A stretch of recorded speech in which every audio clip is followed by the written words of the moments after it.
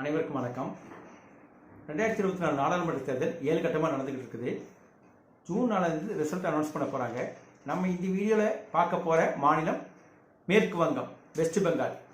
West பெங்காலில் உள்ள மொத்தமுள்ள நாடாளுமன்ற தொகுதிகள் 42. 2019 பாரதிய ஜனதா கட்சி 18 தொகுதிகளையும், திரிணாமுல் காங்கிரஸ் 22 தொகுதிகளையும், காங்கிரஸ் 2 தொகுதிகளையும் ஜெயிச்சாங்க. 2024 பிஜேபி 42 தொகுதிகளையும் போட்டி போடுறாங்க.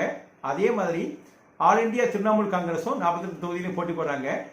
செக்யூலர் டெமோக்ராட்டிக் அலையன்ஸ்ல சிபிஐஎம் 23 தொகுதியிலையும், காங்கிரஸ் 12 தொகுதிகளையும், ஆர்எஸ்பி 3 தொகுதியிலையும், சிபிஐ 2 தொகுதியிலையும், ஆல் இந்தியா ஃபார்வர்ட் பிளாக் 2 தொகுதியிலையும் போட்டி போடுறாங்க.